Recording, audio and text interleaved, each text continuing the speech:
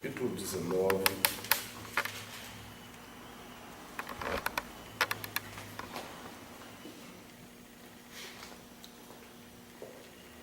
Capítulo 20.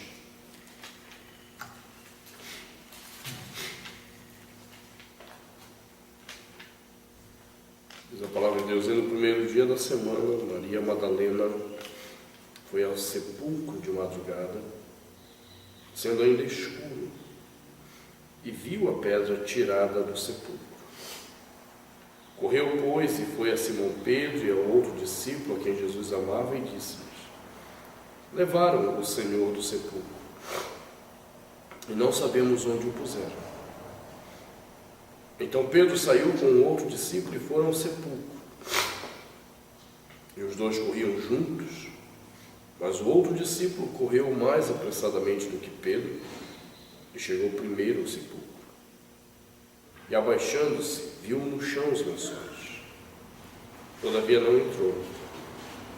Chegou, pois, Simão Pedro, que o seguia, e entrou no sepulcro e viu no chão os lençóis, e que o lenço que tinha estado sobre sua cabeça não estava com os lençóis, mas enrolado num lugar à parte. Então entrou também o outro discípulo que chegara primeiro ao sepulcro e viu e creu, porque ainda não sabiam a Escritura, que diz que era necessário que ressuscitasse dos mortos. Tornaram, pois, os discípulos para casa. Evangelho do Senhor, louvado seja Cristo. Manhã da ressurreição, manhã de Páscoa, onde nós nos achegamos para agradecer a Deus aquilo que há um pouco mais de 2000 anos Ele fez por nós. Ele encarnou, se fez homem para tomar a dívida que era nossa, para na cruz do Calvário rasgar a dívida espiritual que havia e que nos impedia de estar com o Pai. Uma dívida que exigia a morte dele, mas que como garantia precisava da ressurreição. E cedo pela manhã, por volta de 5 horas da manhã, os primeiros a testemunharem a ressurreição do Senhor viram que Ele havia cumprido a Escritura em toda a sua plenitude. E é por isso que em vários lugares do mundo, desde então, desde aquela época, muitos cristãos se reúnem no dia da Páscoa para celebrar nesse horário, por volta de 6 horas, a ressurreição do Senhor. Nesses dias que eu estava lá nos Estados Unidos, foi interessante ver todas as igrejas que eu fui, todas elas com seu culto marcado para as 6 horas da manhã, para celebrar a ressurreição do Senhor. Como eu recebi essa herança dos meus pais, então para mim isso é muito normal. Toda Páscoa, e eu sinto muita falta disso. Se nós não tivéssemos a igreja, eu com certeza estaria às 6 horas da manhã, acordado, agradecendo ao Senhor por Ele ter ressuscitado por mim, ter ressuscitado para a minha redenção. E se temos a igreja, temos o privilégio como corpo de dizer isso a Ele: obrigado, Senhor, pelo que fizeste nas nossas vidas. Por isso te adoramos. Vamos orar. Senhor, te damos graças nessa manhã, porque nos permites adorar o Teu nome de uma forma toda especial. Porque há um pouco mais de 2000 anos atrás, o Senhor ressuscitou, tornando real para nós o perdão que Tu viestes conquistar, adquirir, tornando real para nós a comunhão com Deus Pai, tornando real para nós aquilo que antes era só uma esperança, a esperança de morar no céu. Já não é apenas uma esperança, mas é uma certeza, porque ressuscitaste e nos deste a certeza da vida eterna. Obrigado, Senhor. Louvado seja o Teu nome, exaltado és Tu, e nós te bendizemos. Amém. Voltemos ao texto de João, nós lemos no início desse culto, capítulo 20.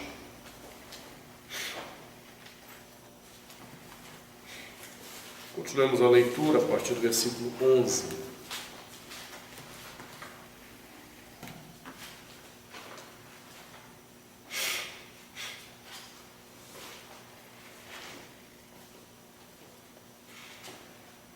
E Maria estava chorando fora, junto ao sepulcro. Estando ela, pois, chorando, abaixou-se para o sepulcro. E viu 2 anjos vestidos de branco, assentados onde jazera o corpo de Jesus, um à cabeceira e outro aos pés. E disseram-lhe eles: Mulher, por que choras? Ela lhes disse: Porque levaram o meu Senhor, e não sei onde o puseram. E tendo dito isto, voltou-se para trás e viu Jesus em pé, mas não sabia que era Jesus. Disse-lhe Jesus: Mulher, por que choras? Quem buscas?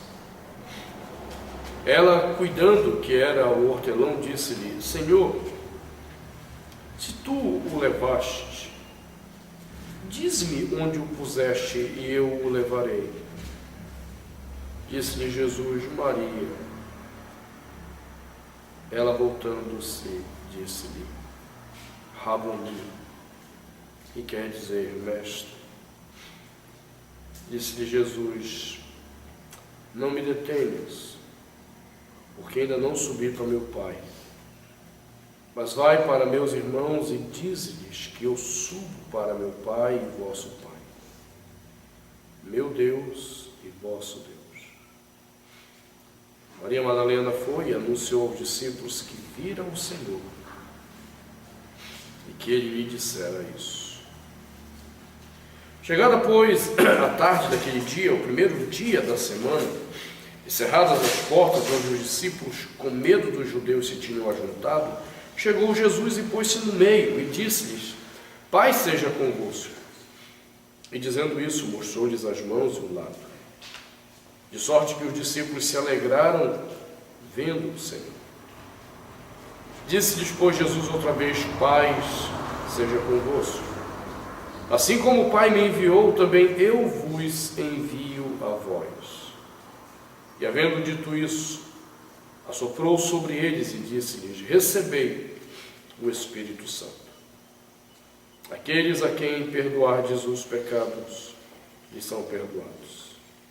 E aqueles a quem os retiverdes, lhes são retidos. Ora, Tomé, um dos 12, chamado Dídimo, não estava com eles quando veio Jesus.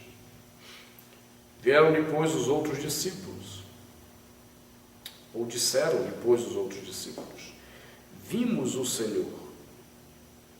Mas ele disse-lhes: Se eu não vir o sinal dos cravos em suas mãos, e não puser o dedo no lugar dos cravos, e não puser minha mão no seu lado, de maneira nenhuma crerei. E 8 dias depois, estavam outra vez os seus discípulos dentro, e com eles Tomé. Chegou Jesus, estando as portas fechadas, e apresentou-se no meio e disse: Paz seja convosco. Depois disse a Tomé: Põe aqui o teu dedo e vê as minhas mãos. Chega a tua mão e põe-na no meu lado. Não sejas incrédulo, mas crente. Tomé respondeu e disse-lhe: Senhor meu e Deus meu. Disse-lhe Jesus: Porque me viste, Tomé, creste? Bem-aventurados os que não viram e creram. Jesus, pois, operou também em presença de seus discípulos muitos outros sinais que não estão escritos neste livro. Estes, porém, foram escritos para que creiais que Jesus é o Messias, o Filho de Deus, e para que, crendo, tenhas vida em seu nome. Evangelho do Senhor, louvado seja o Senhor Cristo. Adoremos mais uma vez.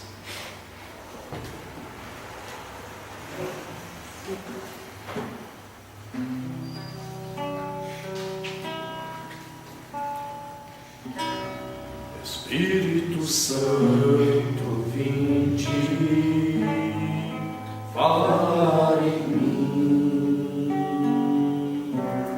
Espírito Santo, vinde orar em mim. Espírito Santo, vinde falar em mim.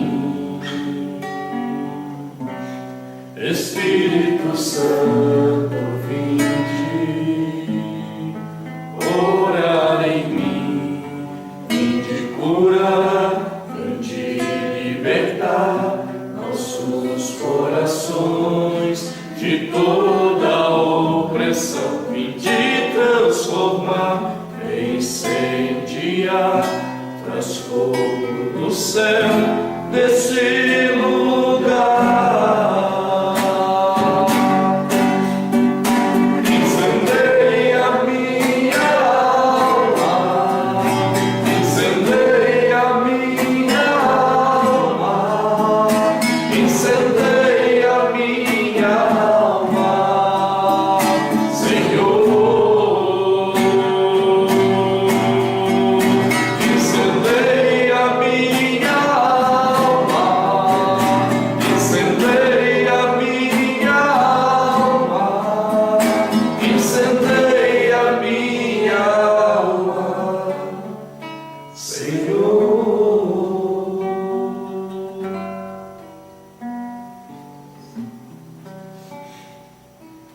Abençoa-nos, Senhor, agora na meditação da Tua Palavra.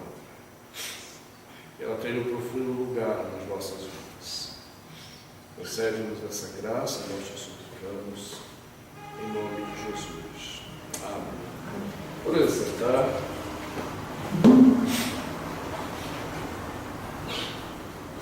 Hoje eu quero compartilhar um pouco com os irmãos uma experiência que me foi dada muito agradável lá nos Estados Unidos. E eu acho que já era provisão de Deus para esse domingo. A igreja presbiteriana em Richmond, eles têm feito um estudo nos lares. Eles não têm o hábito, eles não têm escola dominical. E nem a igreja batista lá tinha escola dominical. É um negócio interessante. Eles fazem os estudos nos lares a semana toda. O pastor lá rala. Todo dia ele está na casa com um grupo. Segundo grupo, terceiro outro grupo, com exceção, obrigado, com exceção do dia de folga dele. E ele me pediu para compartilhar naquela semana o texto de João, porque eles estavam examinando esse texto de João. E cabia examinar o capítulo 19 e 20. E eu nunca tinha parado para examinar João em detalhe. Não é um livro da minha pesquisa, do meu trabalho próprio como exegeta, não é João. E aí eu comentei com os irmãos aqui já, que eu disse assim, bom, então, já que eu tenho que compartilhar, vamos aplicar a leitura funcional para entender como é que esse negócio está estruturado.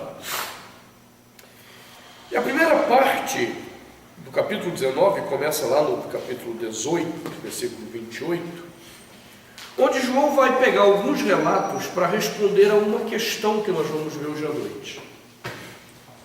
Por que as pessoas têm dificuldade de compreender quem é Jesus?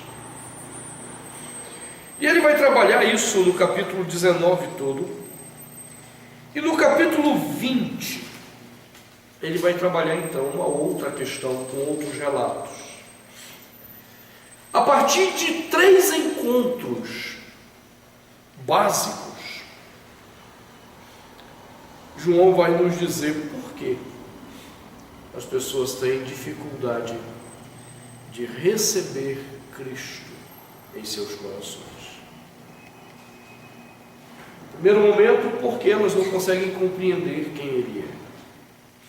No segundo momento, porque elas têm dificuldade de recebê-lo. E a grande questão gira em torno da ressurreição. Você pode compreender e receber Cristo de forma errada na sua vida, se você não tiver uma compreensão exata da ressurreição. Tire a ressurreição. Faça de conta que ela, na verdade, não existe, ou nunca existiu. Que no terceiro dia da semana, de uma forma corpórea, Jesus não tenha saído do sepulcro. O que sobra para a sua fé em Jesus? Apenas a fé. Nada mais do que a fé. E nesse sentido, as religiões pagãs fazem exatamente isso. Elas creem na fé pela fé. Eu creio porque eu creio. Mas você pode dar provas do que você... Não. Mas eu creio. Os pagãos agem assim. É engraçado que até eles tentam arranjar provas, mas se não tiverem, crê do mesmo jeito. Porque é simplesmente uma questão de fé. E João coloca essa questão para nós de uma forma diferente. Não, a nossa fé, ela está respaldada na ressurreição do Senhor. Eu lembro quando eu dava um curso aqui em Brasília, uns anos atrás, quase uma década atrás, e um rapaz que se preparava para ser missionário, quando eu mencionei as questões das evidências históricas de que Jesus havia ressuscitado, esse rapaz de uma igreja batista, da Convenção Batista Brasileira, olhou assustado para mim e disse assim: mas pastor, a ressurreição de Jesus não é uma questão apenas de fé.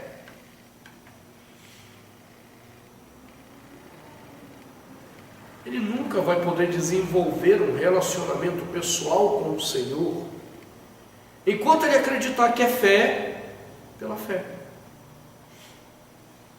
E nessas três cenas que João seleciona para nos fazer entender isso, ele mostra algumas dificuldades de crer no Cristo da história que ressuscitou. E a primeira dificuldade é encontrada na figura de Maria Madalena. Ela é a primeira a ir ao sepulcro, e quando ela chega no sepulcro, ela vê que a pedra não estava mais lá.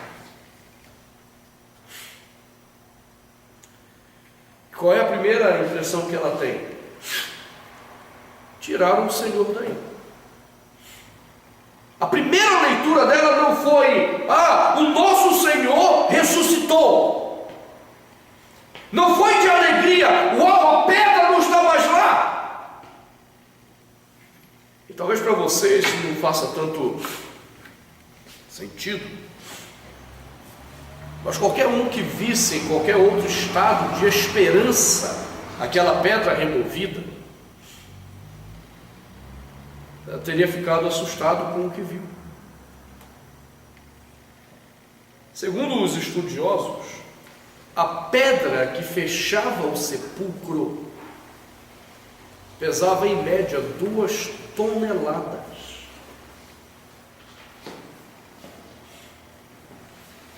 É por isso que na hora de fechar ela se fazia um buraquinho, uma valetazinha e como é que chama? Calço, para sustentar a pedra. E na hora que colocava o corpo, puxava o calço e ela rolava. Só que a palavra que se usa aqui diz que essa pedra havia sido tirada, e a palavra grega aqui é a ideia de lançada para longe. Ou seja, quando ela chega, ela não encontrou a pedra encostada no canto, ela viu aquela pedra de 2 toneladas jogada à distância. Em vez de ela dizer: uau, o que aconteceu aqui? ela diz: tiraram o corpo do meu Senhor. Por que ela não podia crer? Bom, o final dessa primeira narrativa de João, versículo 9, diz assim: porque ainda não sabiam a Escritura. Por que ela não podia crer? Porque ela não conhecia a Escritura. Ela não sabia, como diz João, que era necessário que Jesus ressuscitasse dos mortos.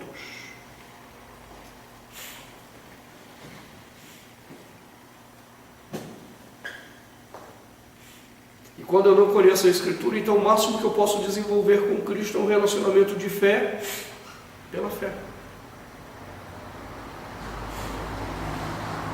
E o grande problema é que essa fé pela fé, ela é frágil. Ela está sujeita a vendavais. E às vezes nem precisa ser vendaval, basta um ventinho leve e ela vai embora. Basta um probleminha na minha vida, acabou. Basta uma frustraçãozinha, Deus não fez o que eu quis, acabou. Porque ela é fé pela fé, ela não é fé por causa da palavra. Maria Madalena ficou fragilizada, ela não conhecia a Escritura. Ela não consegue entender: essa pedra não está mais lá porque Ele ressuscitou. E ela não sai correndo para os discípulos dizendo: olha, o nosso Senhor ressuscitou. Roubaram o corpo dele.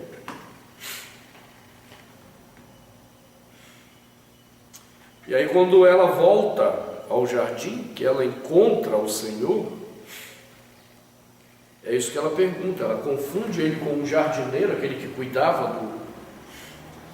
Não sei por que essa tradução aqui traduziu como hortelão. Tem que ver por que exato.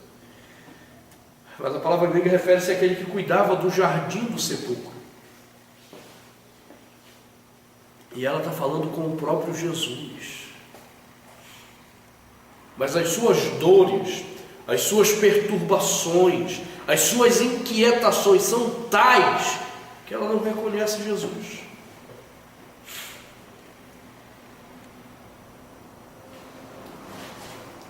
É possível que ele estivesse com as roupas do mundo antigo, com aquele capuzinho tipo Harry Potter. Era possível. Ainda que o texto não mencione o porquê ela não reconhece de cara, mas mesmo que ele tivesse com esse capuzinho do Harry Potter, a gente conhece pessoas pela voz.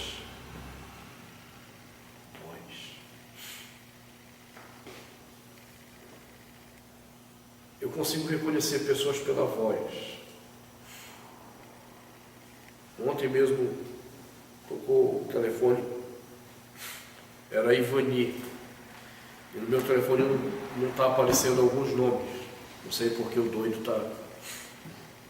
E na hora que eu ouvi, Ivani, a gente reconhece pela voz. Maria Madalena viveu uma experiência profunda de conversão a Jesus. Só que na conversão dela não cabia a ideia de ressurreição, cabia a ideia apenas de um mestre, que agora a ajudava no caminho da vida. Mas ele não era apenas um mestre, ele era o próprio Deus encarnado. Então, na imagem dela não cabia a ideia de ressurreição. E agora ela está falando com ele, mas não consegue ver, reconhecer, porque não havia fé na Escritura. Aí Jesus olha para ela e diz: Maria.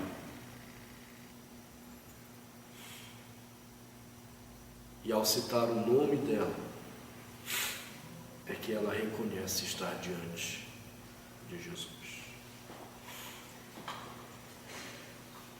Como foi superada essa dificuldade da fé pela fé? Porque ela teve um encontro pessoal com o Senhor.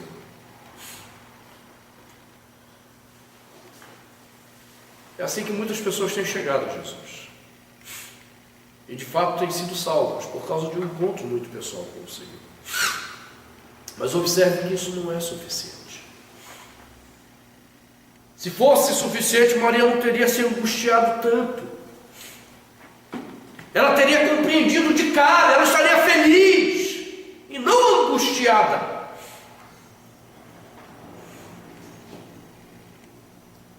Nós temos que evoluir no nosso relacionamento com Cristo. Não pode ser um relacionamento de fé pela fé, mas a fé na verdade histórica da ressurreição, que a Escritura nos ensina. Mas houve uma segunda cena. Quando ela correu para avisar os discípulos, diz o versículo 3 que Pedro, juntamente com outro discípulo, foram até o sepulcro. E quando eles chegaram no sepulcro, versículo 5 diz que Pedro chegou primeiro. O que saiu da frente de Pedro chegou primeiro. Ele se abaixou, viu no chão os lençóis, mas ele não entrou. Chegou, pois, Simão Pedro, que o seguia, e entrou no sepulcro, e viu no chão os lençóis, que o lenço que tinha estado sobre sua cabeça não estava com os lençóis, mas enrolado num lugar à parte. Então entrou também o outro discípulo que chegara primeiro ao sepulcro e viu e creu.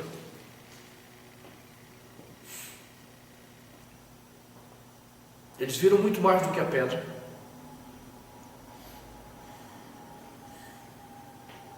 Eles viram os panos.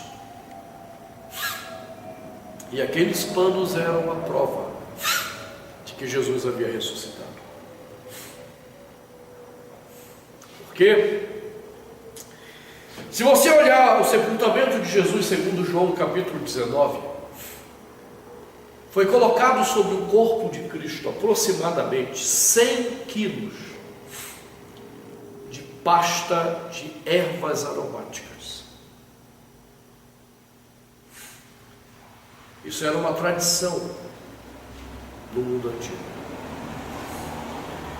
Na hora de preparar o corpo morto, jogava-se pastas aromáticas, até para o corpo não feder tanto, e enrolava-se aquilo ali com uma composição de mirra e aloé.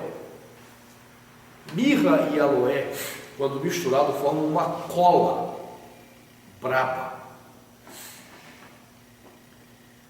Dizem os pesquisadores que é algo pior que Super Bond,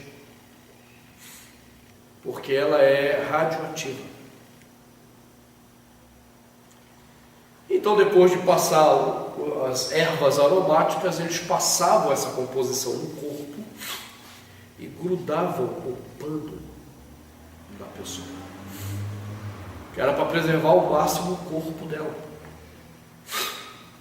até porque havia o costume de ir visitar o corpo. Para a gente é estranho isso, né? Aqui no Brasil a gente morre hoje, 6 horas da manhã, 5 da tarde está sepultado. Lá nos Estados Unidos eu achei engraçado isso, porque já tinham me falado, mas eu não acreditava. Não tem coisa que a gente só pensou meio tomério com as coisas. Diz que o americano leva mais de uma semana para sepultar alguém. E eu estava na reunião com o pastor James Wheeler, e a gente estava remarcando a reunião para dar continuidade. Na segunda-feira agora, que passou, ele disse que ele não poderia, porque ele iria a um funeral. E eu disse assim, ué, hoje é quinta-feira, como é que ele sabe que ele vai no funeral segunda-feira? É porque o corpo já estava lá uma semana, e o funeral mesmo ia ser na segunda-feira. Os judeus tinham essa prática de visitar o corpo, então eles enrolavam. Bom, mas eu acho que já deu para você entender qual é o problema. Qual é o problema de você enrolar esse pano num corpo com aquele tipo de cola? Não sai. Se o cara não morreu na cruz, morria com um pano. É sério. Todo enrolado, todo enfaixado. E aí quando eles chegam lá, o que eles encontram? Aquele pano que não poderia ser removido da pele, enroladinho, dobradinho, lá no cantinho. Precisou de mais alguma coisa? Não, eles creram. Agora por quê? João diz, olha, eles não sabiam até aquele momento realmente a Escritura, mas Jesus já havia dito para eles, eu vou ressuscitar. E agora não precisa de muita coisa, quando eu olho a cena eu digo sim, ele ressuscitou. E isso é fé. É uma fé que olha para a história, toma as evidências da história e crê. Porque Deus esteve presente na história. Não é fé pela fé. Não é fé porque Jesus chamou pelo meu nome. Tem muita gente esperando a experiência de Maria Madalena até hoje. Está esperando que Jesus chame pelo nome. Vem cá, Joãozinho. Vem cá, Josefa. Vem cá. Não. Ele primeiro quer que nós creiamos naquilo que nós vemos, da manifestação dele na história. E essa manifestação tem que me levar a crer nele. Puramente nele. E aí Jesus aparece agora depois para os outros discípulos. E eles creram. Percebe essa segunda cena? Maria Madalena reage sem fé, mas responde pela intimidade. Os discípulos responderam pela fé da palavra que haviam recebido e pelo testemunho da história. Palavra e testemunho. E João termina essa sessão toda do livro do seu Evangelho dizendo que tudo que foi escrito foi para que a gente cresce que Jesus era o Messias. Qual é a resposta da ressurreição? Uma fé que se fundamenta na história. Mas teve uma terceira cena. Um dos discípulos não estava lá quando Jesus apareceu. Tomé. Eu só vou crer se ele aparecer e eu puder tocar nas suas chagas. Aí já é um outro problema. É gente que quer crer além das evidências.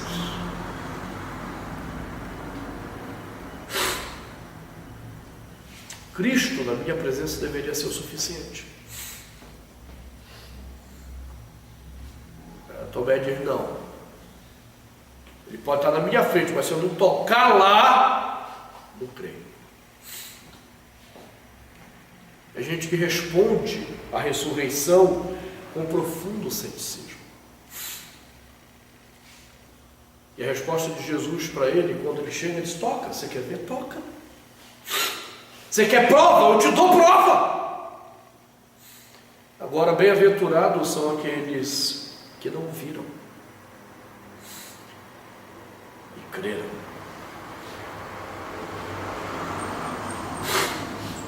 De quem Jesus estava falando? Dos que viriam a crer depois. Eu e você. Nós não vimos. Nós não estávamos lá. Mas a nossa experiência de fé, por causa da evidência da história, é maior do que qualquer outra experiência. Porque a evidência da história é suficiente para crermos que Ele ressuscitou. E que por meio da sua ressurreição nós recebemos vida. Qual dessas experiências nós estamos? Daqueles que, inspirados pela palavra, creem, daqueles que esperam ser chamados de uma forma muito íntima, muito pessoal, e aí acabam desenvolvendo uma fé pela fé, ou daqueles que querem crer mediante provas e mais provas. A única que me faz experimentar Cristo, de fato, na minha vida, é a fé que, baseada na história, me faz experimentá-lo e experimentar a sua ressurreição em mim. Que nós saibamos evoluir desses estágios extremos de Maria Madalena e Tomé para o estágio da fé que se encontra na história e na nossa experiência com o Senhor. Amém?